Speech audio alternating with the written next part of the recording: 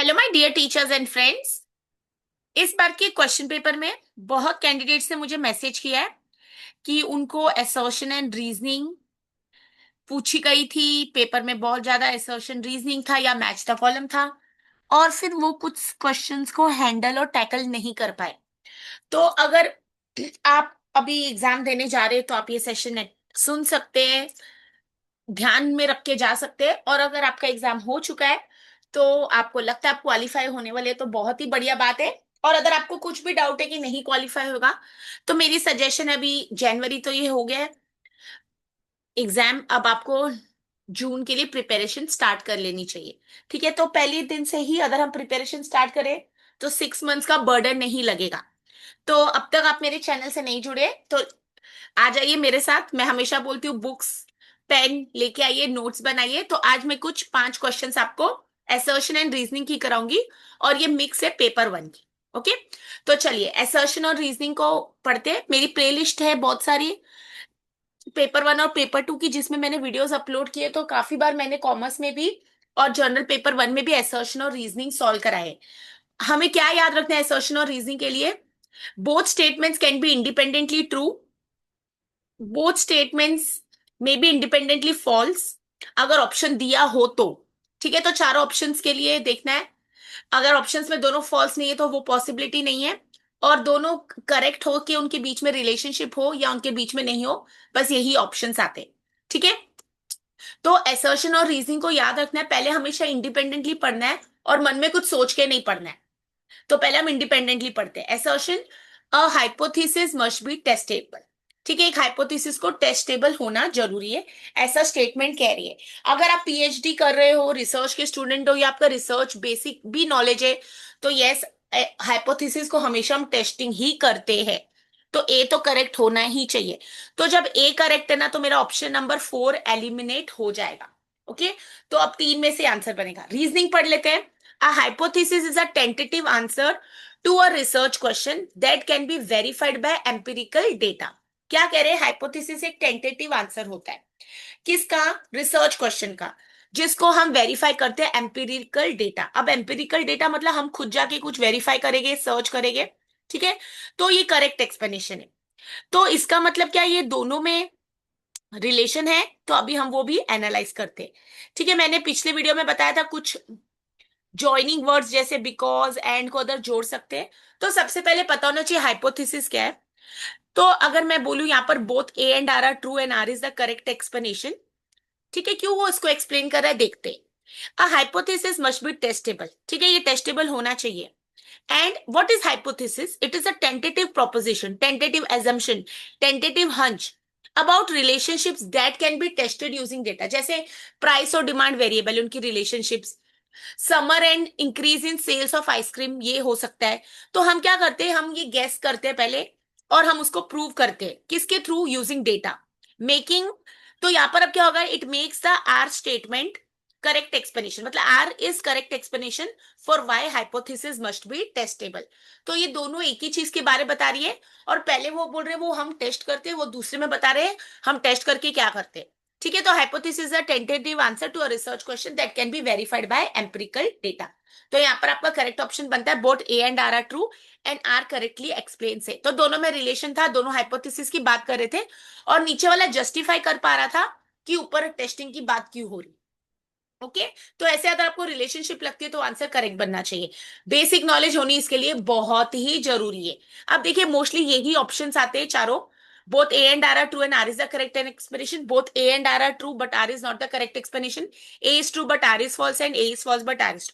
तो मैंने बार बार नीचे रिपीट नहीं किया, क्वेश्चन पढ़ते हैं। Use of projection technology, assertion बोल रही है use of projection technology improves classroom communication. अब देखिए प्रोजेक्शन टेक्नोलॉजी क्या है, पहले तो सबसे पहले वो मीनिंग पता होना चाहिए। ओके, अब प्रोजेक्टर्स हम जो यूज करते हैं वो टेक्नोलॉजी है, और डेफिनेटली क्लास में जब हम प्रोजेक्टर यूज करते हैं उससे इंप्रूव होती क्लासरूम कम्युनिकेशन। कुछ हद तक हम इसको यस कर सकते हैं। क्यों कर सकते हैं? क्योंकि आजकल हम आईसीटी या कोई भी मीडिया डिवाइसेस यूज करते हैं, तो उससे ये करेक्ट आंसर बनना चाहिए। अब रीजनिंग क्या बोल रही है? Projection technology helps cover more content efficiently. कह रहे हैं प्रोजेक्शन, एक मिनट, प्रोजेक्शन टेक्नोलॉजी जब हम यूज कर रहे हैं उससे कवर हो रहा है कंटेंट, जो हम पढ़ा रहे हैं बहुत एफिशिएंटली हो रहा है। अब देखिए दोनों है ना प्रोजेक्शन टेक्नोलॉजी के बारे ही बात कर रहे हैं और मुझे ए करेक्ट लग रहा है, बट आर क्या बोल रहा है, projection technology helps cover more content efficiently. But यहां पर मैं अगर बोलूं projectors can enhance visibility and engagement, okay, so that is somehow it is supporting communication. But ये जो रीजन बताई जा रही है, the reason about extensive coverage of content जो लिखा है, helps cover more content efficient, does not directly explain why it improves communication. ऊपर वो बोल रहा था प्रोजेक्टर आप यूज करते हो तो कम्युनिकेशन इंप्रूव होती है, और नीचे वो बोल रहे helps cover more content efficient. तो दोनों वाले प्रोजेक्शन टेक्नोलॉजी की बात करें बट दोनों का कुछ अलग बोला जा रहा है, ठीक है। तो यहाँ पर it doesn't directly explain why it improves communication. Improved communication is about clarity and interaction and not just about the breadth of the content. तो अगर मैं improved टेक्नोलॉजी की बात करूं तो वो क्लैरिटी और इंटरेक्शन होती है, और वहां पर ब्रेथ ऑफ द कंटेंट नहीं, मतलब सिर्फ कवरेज नहीं होता है। तो इस हिसाब से तो बोथ ट्रू है statements, but R is not the correct explanation. तो यहाँ पर हमारा ऑप्शन नंबर जो मैंने ऊपर एक ही बार ऑप्शन लिखे, both A and R true, but R is not the correct explanation of A. ठीक है, तो मैं एक बार एक्सप्लेनेशन आपको वापस बोलती हूँ तो आपको समझ आएगा। Using technology like projectors can enhance visibility and engagement. That is it. Somehow it is supporting the communication. But the reason given here is about cover more, helps cover more content efficiently. So, but the reason about extensive coverage of content does not directly explain why it improves communication. तो ऊपर communication को जोड़ रहे तो वो नहीं explain कर पा रहा है। Improved communication is about clarity and interaction and not only about the breadth of the cut. So both A and R are true, but R is not the correct explanation. Okay, next पर चलते। अगर आपने अब तक मेरे channel को subscribe नहीं किया तो कर लीजिए, मुझे भी वही मोटिवेशन होती है कि कोई मेरा चैनल को अप्रिशिएट कर रहा है, कोई मेरे चैनल को फॉलो कर रहा है, अपने कैंडिडेट से शेयर कर रहे हैं। तो वैसे ही आप भी मुझे थोड़ा सा मोटिवेट कर दिए जैसे आपको लगता है, अगर मैं आपको कर पा रही हूँ तो। नेक्स्ट क्वेश्चन है, assertion MOOCs support life long learning. 2012 में सिंपल क्वेश्चंस आते थे मूक्स का फुल फॉर्म। अब देखो अगर असर्शन रीजनिंग आए तो मूक्स सपोर्ट करते हैं लाइफ लॉन्ग लर्निंग, ऐसे असर्शन बोल रही है। रीजनिंग बोल रही है MOOCs are flexible and accessible to large number of learners. अब इसको जस्टिफाई करने के लिए पहले तो मूक का मतलब पता होना चाहिए। तो देखिए मैसिव ओपन ऑनलाइन कोर्सेज, ये मैंने इमेज बताई है। So thousand of the students can take the course at the same time and MOOCs anyone can use this courses for free और low cost. It is online, so students can interact with other learners across the globe and is uses the latest technology for effective learning. तो MOOCs flexible है और accessible है to large number of learners. तो जब वो इतने सारे फायदे दे रहा है तो definitely it can support life long learning. ठीक है, तो यहाँ पर MOOCs allow learners of all ages to learn any time and anywhere supporting life long learning. तो यहाँ पर क्या बनना चाहिए correct answer, both A and R true and R explains A. तो आर एक्सप्लेन कर रहा है कि लोग लाइफ लॉन्ग लर्निंग क्यों कर पा रहे हैं, क्योंकि वो फ्लेक्सिबल है और एक्सेसिबल है। ओके, तो correct answer both A and R true, but R is not the correct explanation of A. आप या तो नोट्स साथ में बना सकते हैं वीडियो को पॉज करके, या आप एक बार पहले देख लीजिए फिर अपने नोट्स बनाइए। तो आप दो बार वीडियो देखोगे तो आपकी वीडियो से आपको लर्निंग भी कंप्लीट हो जाएगी। अब नेक्स्ट पढ़ते हैं, असर्शन है accreditation ensures quality assurance in higher education. अब एक्रेडिटेशन क्या होती है, आपको नैक का फुल फॉर्म मतलब पता होना चाहिए। तो अगर हम एक्रेडिटेशन करते हैं तो उससे quality assurance in higher education है, ऐसे असर्शन बोला जा रहा है। रीजनिंग बता रही है accreditation agencies evaluate institutions based on pre defined criteria. अगर आप नैक के बारे में थोड़ा सा भी जानते हैं या आप नैक कर रहे हैं तो यस आपको पता होना चाहिए कि एक्रेडिटेशन एजेंसीज क्या करती है। ओके, तो ये अगर आपको पता है तो आंसर समझ आ जाएगा आपको कि both A and R true and R explain से, क्योंकि quality assurance is achieve by systematic evaluation using standard criteria.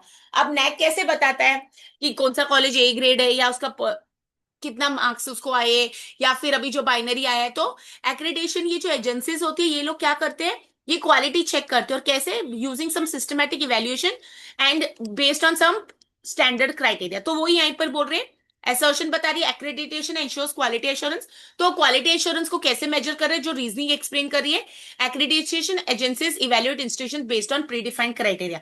So here again both A and R are true and R explains A. ठीक है, अगर इतनी common sense अगर knowledge हम use कर सकते हैं तो हमारा आंसर राइट ही जाएगा।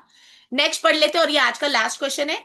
तो आप मुझे बताना आपको कितने करेक्ट आंसर्स आए मेरे पहले बोलने से पहले, और अगर आपको कोई भी डाउट है तो आप मेरे को कमेंट सेक्शन में मैसेज कर सकते हैं।